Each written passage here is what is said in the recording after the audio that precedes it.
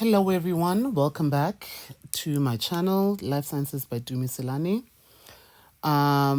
This is the third video that I've posted recently. I've posted two videos prior to this one on the introduction of the nervous system. The second video is on the structure and functions of the neurons.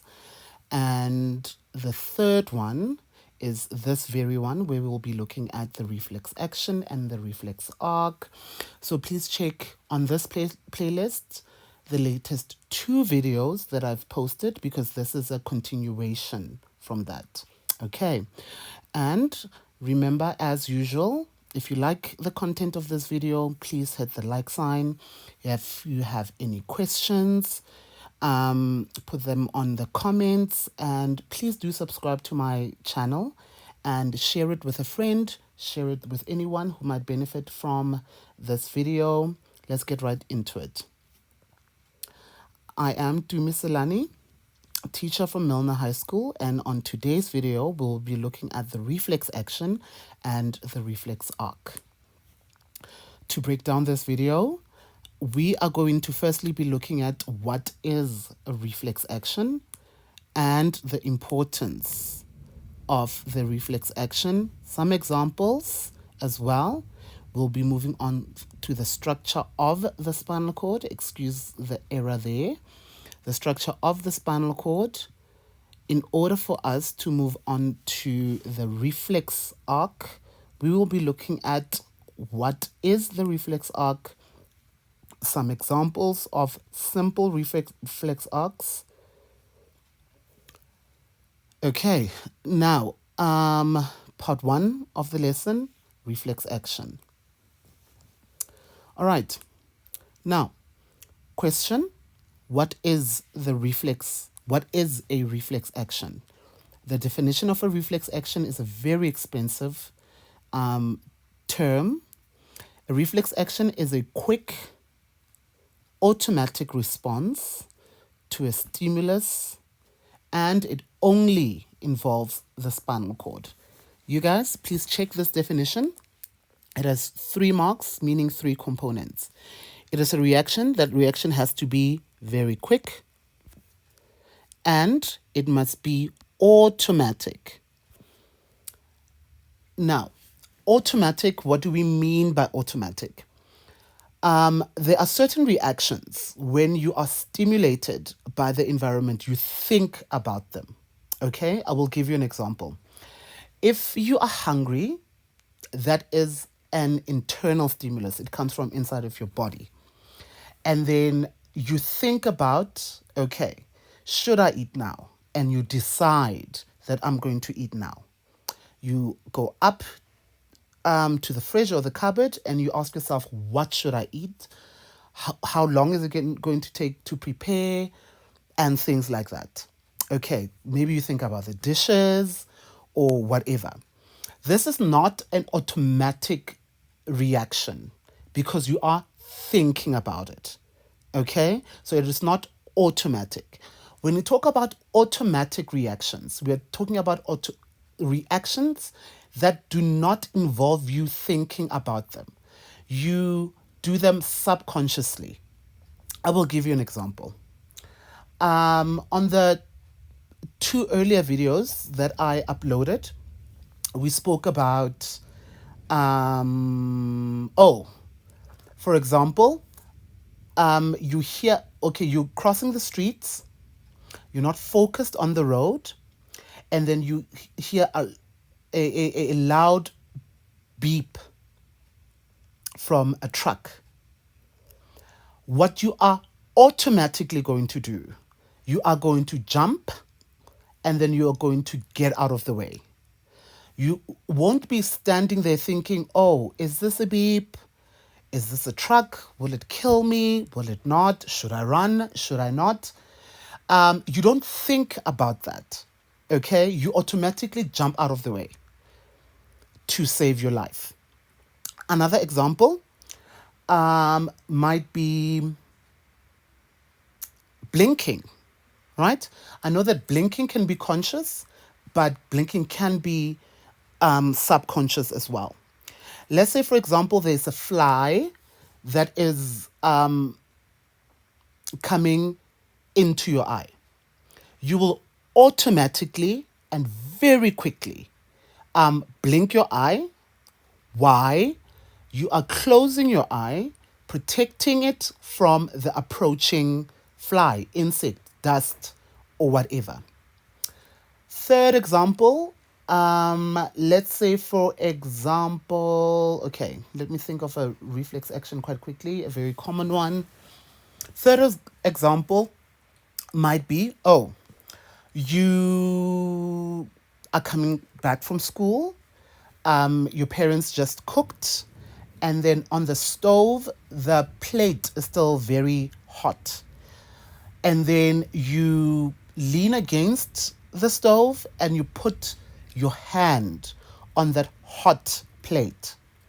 You are quickly, number one, and automatically going to lift your arm from the hot plate. So that is a reaction that is quick and it is automatic. Okay? It is automatic because you did not think about how you are going to react.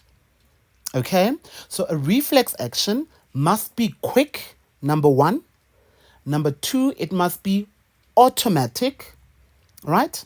It must be a quick and automatic response to a stimulus. And the third component of the definition, and third mark of the definition is that impulses are limited to the spinal cord. They only travel to the spinal cord. They do not go to the brain where you have to think. Okay?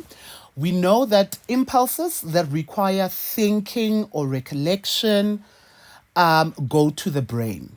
But when your hand is on a hot plate, there is no time for impulses to go to your brain, for you to go back and forth about thoughts, whether or not you should remove your arm from the hot plate.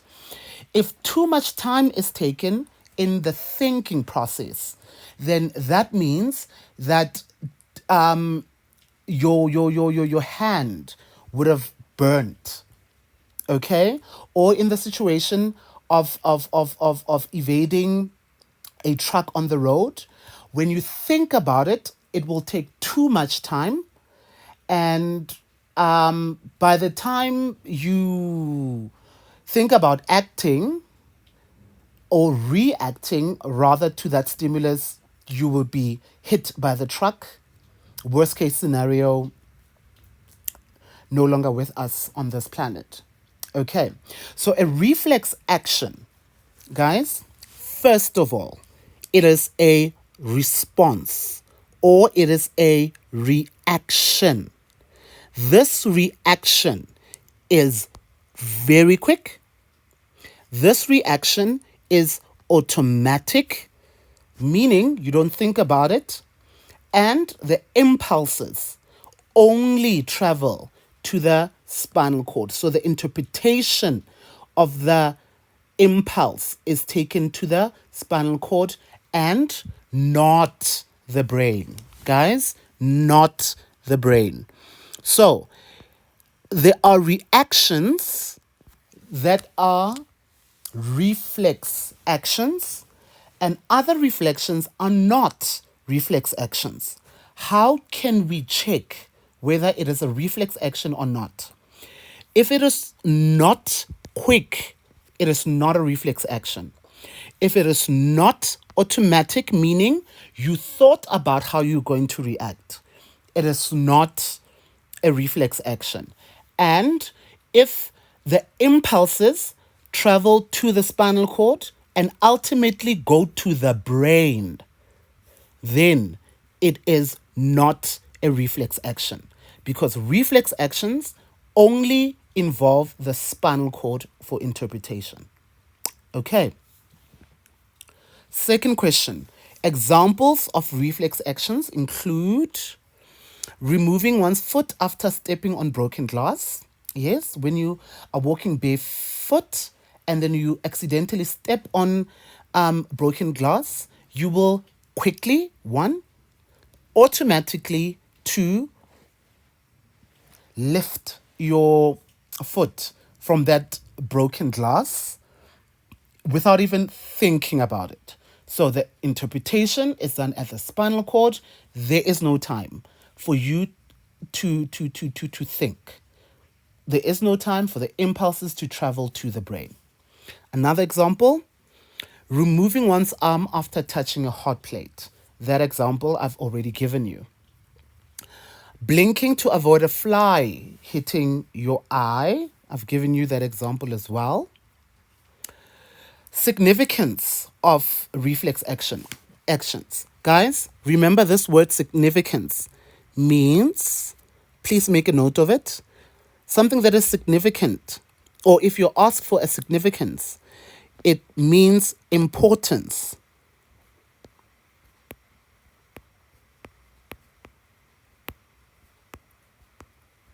Okay? Or in another context, it might mean function.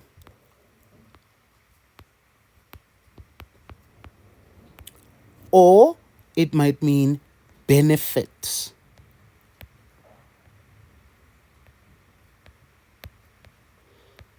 So if you're asked for the significance of something, they're asking why is it important? Or what is its function? Or what do we benefit from that particular thing? So what are the significances or benefits of a reflex action? Think about it. Okay? Now, this question, the answer, since the impulses do not travel to the brain, less time is wasted on interpretation, and the reaction occurs quickly to minimize damage to the body. Do you see how expensive this answer is? 3 marks. Guys, 3 marks. So, first part is that there is the impulse does not travel to the brain, so there is less time taken to interpret. Secondly, the impulse travels quickly. Why? To minimize damage to the body. Okay, hope this makes sense.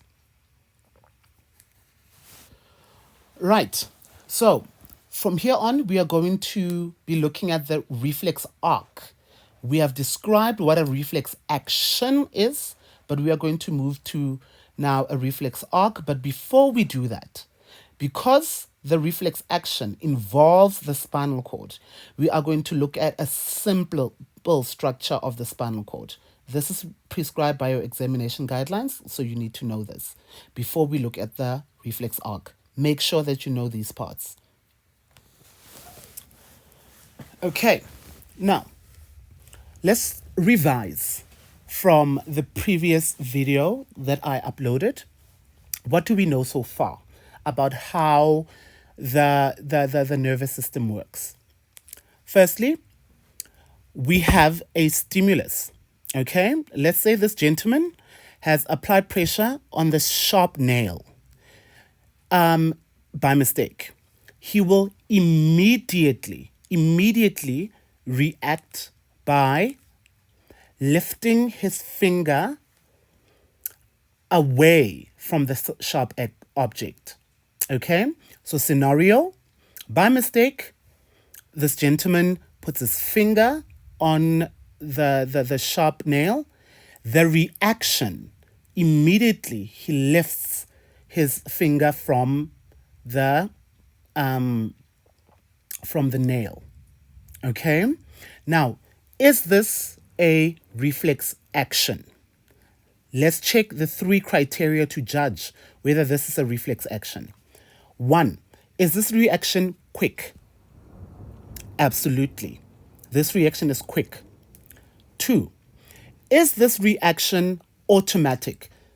After applying pressure on the sharp nail, is it going to take 2 minutes to think about, or even 10 seconds to think about how should he react, why should he react. No, it happens almost instantaneously. Okay, he applies pressure and immediately he lifts his finger from the nail without even thinking about it. Okay, so number one, it is quick. Number two, it is automatic. So if it is quick and it is automatic, it means that he did not think about the reaction. Therefore, the interpretation of this scenario happened where? It happened in the spinal cord. It did not go to the brain. So definitely this reaction is a reflex action. Please, guys, make sure that you know the definition and the importance of the reflex action. Otherwise, if he didn't act quick and automatic, then the situation, he could have harmed his finger even further, because you don't know if there is rust on this nail. The longer the rust on the nail is exposed to his wound or his cut, he gets more chemicals and then he becomes contaminated, and that might lead to an amputation of his finger, might lead to an amputation of his whole hand, depending on the damage, you know? So the quicker a reflex action happens, the less damage to the body occurs. Okay. Continuing. Now, what is the effector? The effector are the muscles of the hand. The muscles of the hand reacted by causing his hand to be removed from the nail. Remember, an effector organ is an organ, usually it is muscles or glands that react to the stimulus. What is the stimulus in this case? The stimulus is the nail, okay, or the pointy object, okay? He reacted by lifting his finger from the nail. And what did that? What caused him to do that? It is the muscles of the hand. Now, how do we get from here, the stimulus, from the gentleman applying pressure on the nail, to there, him reacting to the pain? Okay, so we firstly start with the stimulus, and then the stimulus is received by the receptor organ. Remember from the previous video, what is a receptor organ? It is an organ that receives the stimulus, number one mark, and it converts the stimulus into an impulse, second mark. Okay, an impulse is that electrical signal or message that travels in the neurons. Okay, so the stimulus is received by the receptor and it is converted, the receptor in this case being the skin, and it is converted into an impulse. That impulse, electric message,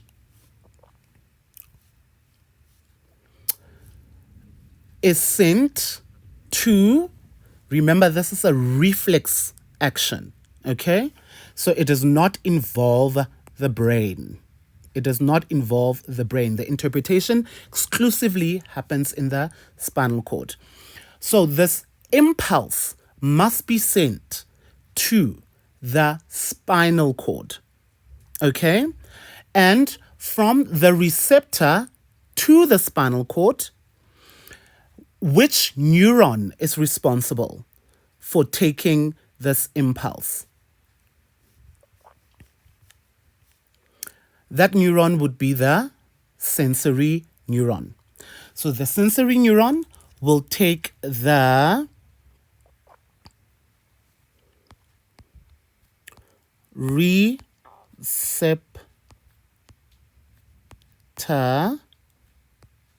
impulse.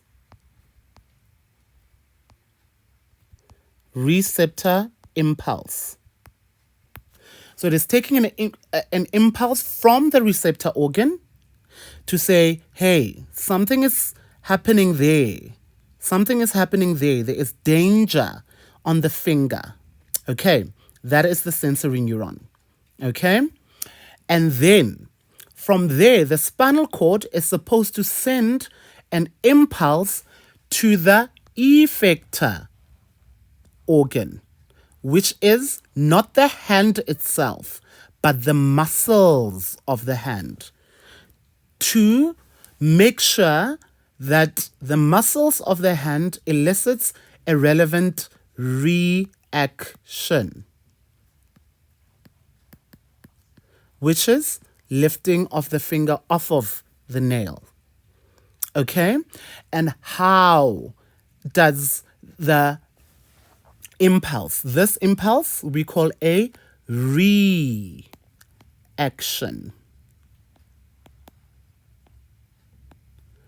A reaction impulse.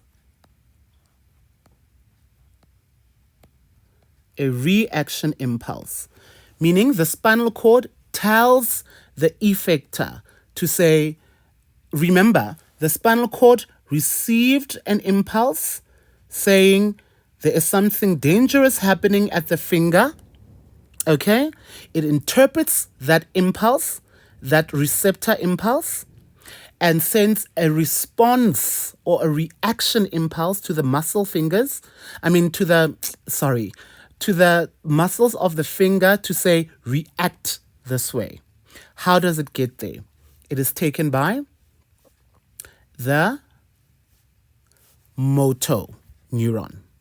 So impulse travels from the receptor to the spinal cord by the sensory neuron, and from the spinal cord it travels to the receptor organ by the motor neuron.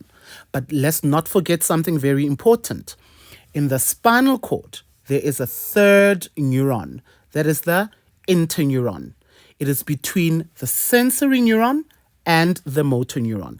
It acts as an adapter, but we'll see it just now. So this is what we know so far. Quick revision. Let us move on. Okay, the structure of the spinal cord. So this is a cross-section of what a spinal cord looks like. Guys, I'd just like to caution you on something. Let me go back. What you see over there is the vertebral column, the backbone, the vertebrae, the bones that are protecting the spinal cord. That is not the spinal cord, okay? The spinal cord is in the inside of the vertebral column. So what you see with your physical eyes when you're looking at the backbone is exactly that. You are seeing a column of vertebrae, okay? The bones. The spinal cord runs inside that backbone, okay? So here is a cross-section or a drawing of the spinal cord. Fortunately for you, there isn't much that you need to know for examination purposes. Only the following parts are important for purposes of explaining the reflex arc. Okay, where do we start? Let's start with that part over here. When you look at this picture, you will realize that we have two main colors on the circular part over there. We have the lighter part. I'm not even going to risk saying what color this is because I'm colorblind. I don't know colors. I don't know, guys. So to avoid embarrassing myself, I'll just call it the lighter part. So that's that lighter part, and there's that green part over there. Okay, that looks like an H shape, or it looks like a butterfly shape. Okay, so the lighter part is known as the white matter. Okay, it is known as the white matter. You don't need to know what the white matter is for examination purposes, what it does and whatever. Just know that is the white matter. And as you can see, it is further out. Okay, and then there is that H shape or butterfly shape. That is known as the gray matter. Here, you need to know something, but for now, let's just leave it. Okay? I will get to it just now. And then we have this part, this nerve that is called the spinal nerve. Okay? And the spinal nerve branches into two parts. So there is one spinal nerve that branches up and branches down. Like that. Okay. Now, the spinal nerve branches into the dorsal root. So this is the dorsal root of the spinal nerve. So in anatomy, dorsal means top. Okay? But you are not going to write the top root. You must write it in its scientific reference, which is dorsal root. So the spinal nerve is one. When it approaches the spinal cord, it branches up to be the dorsal root. And then the bottom root is known as the ventral root. So in anatomy, ventral means bottom. Again, you are not going to say bottom root. You are going to refer it as the ventral root of the spinal nerve. Okay. Now, the spinal cord forms part of the reflex arc, not reflex action. This is another word, reflex arc. Okay. A reflex arc is a pathway, operative word, pathway, taken by an impulse to cause a response. Now, guys, very important. Let us look at these two words. Okay, very important. Firstly, reflex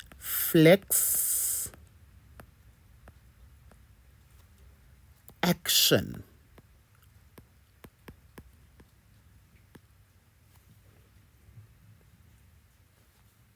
Reflex action versus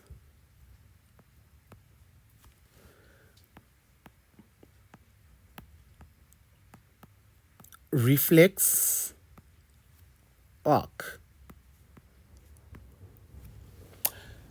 Two things here. Okay? Reflex action, please, is the quick automatic response. It is a response. It's an act of responding. It's a response to a stimulus, right? So I step on broken glass and immediately I respond by lifting my foot away from the broken glass. That response or reaction is a reflex reflex action. Quick automatic response to a stimulus. What the reflex arc is, it is a pathway. It is not a doing thing. It's not an action. It is a pathway. It's a navigation. This pathway is a pathway taken by an impulse to cause a reflex action. Okay, so when you talk about a reflex arc, we are talking about how impulses move from the receptor organ to the sensory neuron to the spinal cord, motor neuron to the effector. That pathway, that navigation, that movement of an impulse is a reflex arc. The actual responding to a stimulus is a reflex action. So the action, the responding, the lifting of the foot from the broken glass, the lifting of the hand from a hot plate, the moving out of the way to avoid being hit by a truck, that action is a reflex action. Quick, it's automatic, and it only involves the spinal cord. But how the impulse moves so that you react is a reflex arc. Okay, so arc, think of pathway. Reflex action, think about the actual reaction or actual response. People misconstrue these words. We see that all the time at the marking center. Please, please, please, please.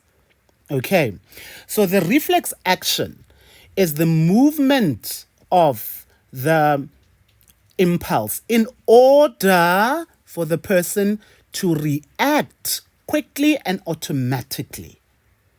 All right, let's look at the reflex action.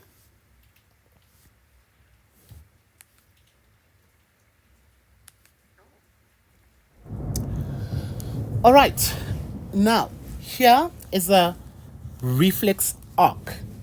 Okay, it is a pathway that is taken by the pathway that is taken by an impulse in order for a person to react quickly and automatically. And like we said, this pathway does not involve the brain. If it involves the brain, it is not a reflex action. Yes, it's not a reflex action. Okay, now, when you're asked to describe a reflex action, this is what we are doing on this slide. Where do we start? Spinal nerve. Okay, we said that the spinal nerve branches into the dorsal root and the ventral root. Remember, dorsal, top, ventral, bottom root of the spinal nerve. Okay, now, when you check the function of the dorsal root, it houses the sensory neuron. Okay, it houses the sensory neuron, meaning that the blue line inside the dorsal root there is called the sensory neuron. It is inside the dorsal root. Remember, the sensory neuron takes an impulse from the receptor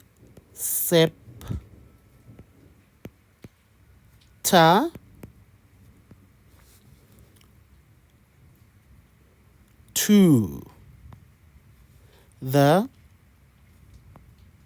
spinal cord.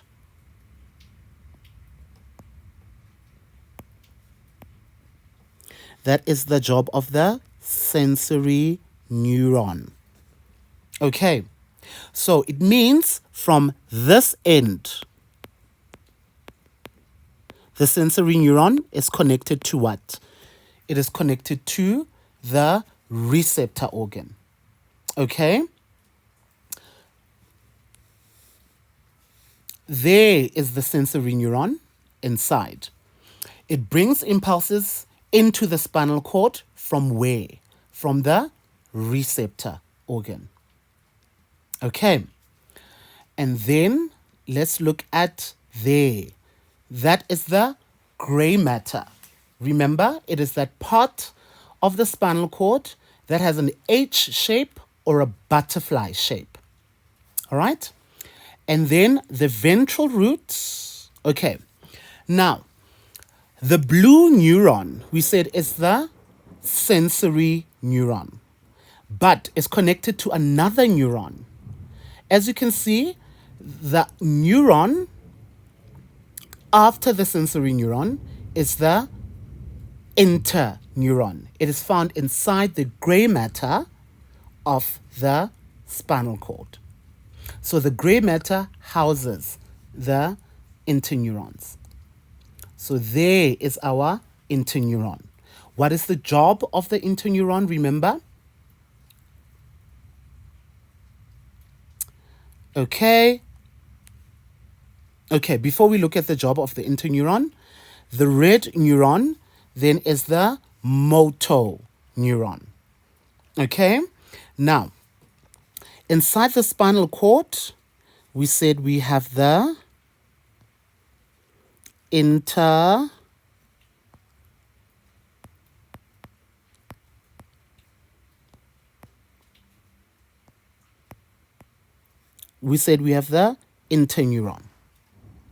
From the interneuron, which is inside the spinal cord, impulses are taken where? Are taken to the motor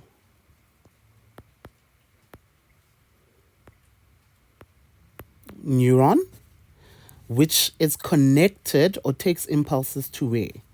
To the effector organ, the organ that reacts. Okay, so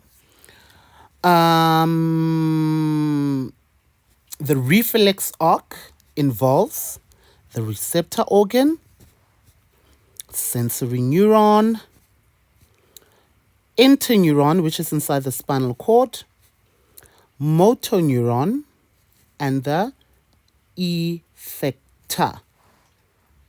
Okay, now, okay, so sorry for that. Can I just do this?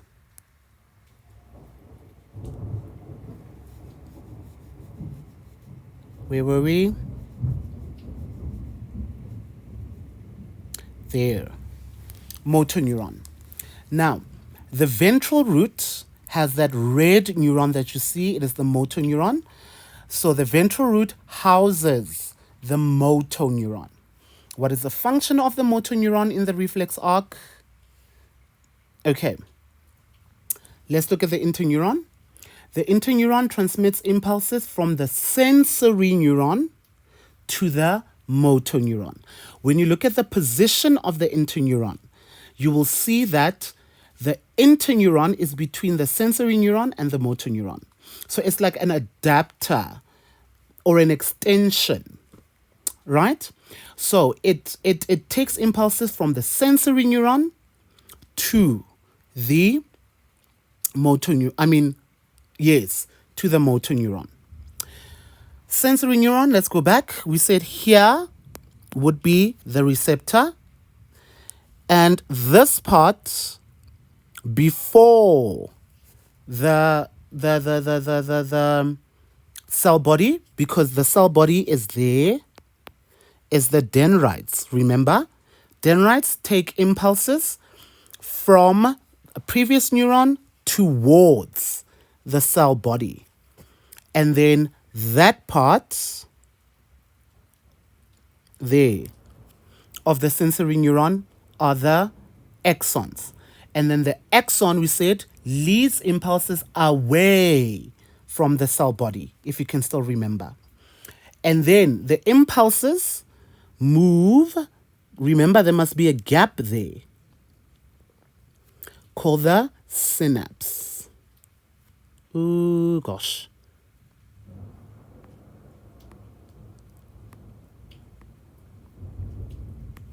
Or a synaptic gap in between the axon of the sensory neuron and the dendrites of the motor neuron. Of the interneuron. And then the impulse will travel out axons, right? And there is another gap there. Another synaptic gap there, synapse. And then the impulse will move there. Meaning at the end, okay, this is the axon of the motor neuron, right? And then there would be the effector organ. Okay, let me clean this again and go back. Where were we? Interneuron, yes. So the interneuron, because it's between the sensory neuron and the motor neuron, it transmits impulses from, guys, the sensory neuron to the motor neuron. Okay? And then the impulse will go to the motor neuron, which leaves the spinal cord through the ventral root. Okay, so impulses do not go in by the ventral root. No. Impulses leave the spinal cord via the ventral root because it houses the motor neuron. And impulses go into the spinal cord by the dorsal root because that's the root that houses the sensory neuron. And then the impulse will move from the sensory neuron to the interneuron to the motor neuron and out. Okay, so ventral root, leave. Okay, because it houses the motor neuron that takes out the impulse. And then the sensory neuron, in.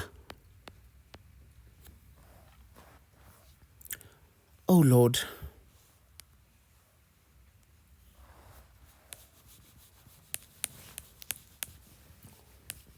Okay. There we are. Motor neuron takes impulses out of the spinal cord to where? To the effector. Okay. So let's check how the impulses are going to move. So firstly, receptor receives the stimulus from the outside environment and converts that stimulus into an impulse. Okay, so there is our sign of the impulse. The impulse then travels from the receptor into the spinal cord by the sensory neuron. As you can see, moves like that. And it travels via the sensory neuron is inside the dorsal root of the spinal nerve.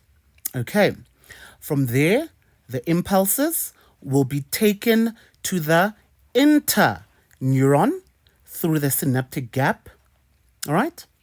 And then the impulse will go to the motor neuron, which leaves the spinal cord via the ventral root of the spinal nerve. Okay, and where does the impulse go? It goes to the effector organ. All right? So here we have 3 neurons. Let's try and see which is which. Remember, you must be able to identify the different neurons. The motor neuron is obvious because it's in the middle. That's this neuron over here. Okay? And remember what I said? The sensory neuron, you will see it via its sticking out cell body. And the motor neuron, you will see it how? You will see it by its cell body that's in the head. So these parts before the cell body, guys, they are dendrites. Please, they are dendrites before the cell body. It is not axons.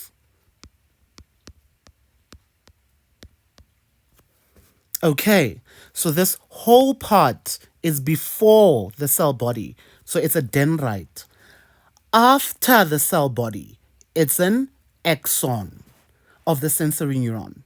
Please be very, very, very, very, very careful. Very careful. Okay, let me clean this up. So please, that's a lot of mistakes that happen.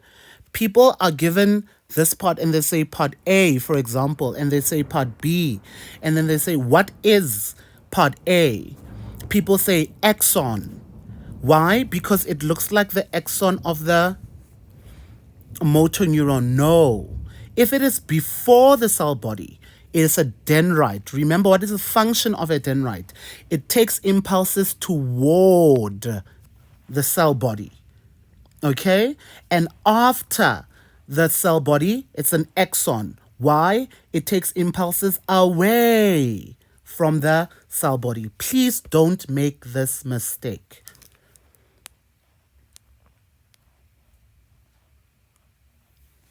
Okay. So, we have the receptor, receives the stimulus, converts it into an impulse. Impulse moves to the dendrites of the sensory neuron. Okay. And then it goes to the cell body and then out the axon. Remember, dendrite, cell body, away from the dendrite is away from the cell body is the axon. And somewhere there, remember, between the dendrites of one neuron and the axon of another neuron, we have a synaptic gap. Okay? And then the impulses will move from there to the dendrites of the interneuron, then the cell body of the interneuron. After the cell body, it will move away from the cell body via the axon. Okay. Then motor neuron, there must be synaptic gap there. Okay. Dendrites of the motor neuron, cell body of the motor neuron, and then axon of the motor neuron, and then it goes to the effector organ. So, if you are given, for example, they say this is neuron A, this is neuron B, and this is neuron C. And they ask, give the sequence in which the impulse moves. Right? The sequence of the neurons in which the impulse moves. The sequence is not A, B, C. Please, guys, think about, firstly, identify the neurons. Identify the neurons. Okay? So it can't be motor neuron, interneuron, and sensory neuron. It can't be A, B, C. It's always sensory neuron, right? C. So the first neuron is going to be C, then B, interneuron, right? From the interneuron, the impulse moves to the motor neuron. Then it moves to A. Okay, please identify the neurons. Look at the neurons. It's always sensory neuron, interneuron, then it is motor neuron. Now, the gap in between the axons and dendrites of each neuron, of subsequent neurons, is the synaptic gap. Remember that. Another thing, another mistake that I don't want you to do. It's not a mistake, but remember, which part of the spinal cord, if you get a question, which part of the spinal cord does neuron A, the motor neuron, which part of the spinal cord is it housed? That would be the ventral root of the spinal nerve. And then neuron C is housed where? In the dorsal root of the spinal nerve. And then neuron B is housed where? In the gray matter of the spinal cord. Okay, guys, let's move on. Remember, we've already dealt with this in the previous videos, so I'm not going to explain this again. I'm just giving you the answer as is. How do impulses move from one neuron to the next? Remember, impulses move from the axons of one neuron to the dendrites of another neuron by neurotransmitters through a synaptic gap. What is a synaptic gap? It's a microscopic gap between the axons of one neuron and the dendrites of another neuron. A synapse, its function or significance, it speeds up transmission of movement of impulses, 1 and 2, and ensures that impulses move in one direction or a unilateral direction. If you don't want to say one direction, you can say unilateral direction. Uni means one. Okay? So I've already explained this, guys, in the previous video. That's why I'm moving this fast. This literal slide, this literal video,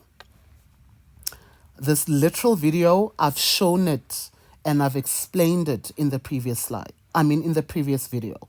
So please go and have a look at that for you to understand well. Okay. This I've explained as well, and I've explained the neurotransmitters. I've explained that this is a synaptic gap.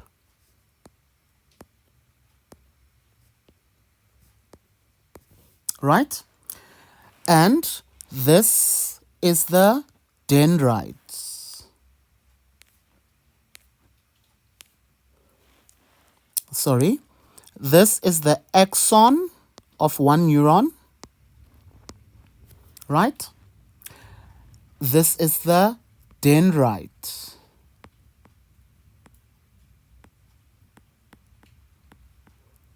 Of another neuron. Okay, and I've explained that impulses cannot pass through air from one neuron to the next neuron because impulses are electric in form. Electricity does not pass through open air.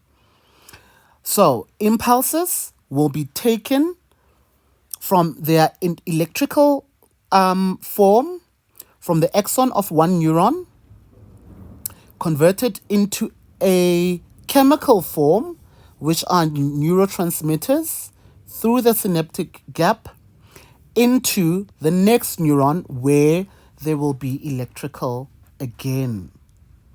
Okay, but the electrical and the chemical, not important for examination purposes. What you need to know is, what is a synapse? It's a microscopic gap between the axon of one neuron and the dendrite of another neuron.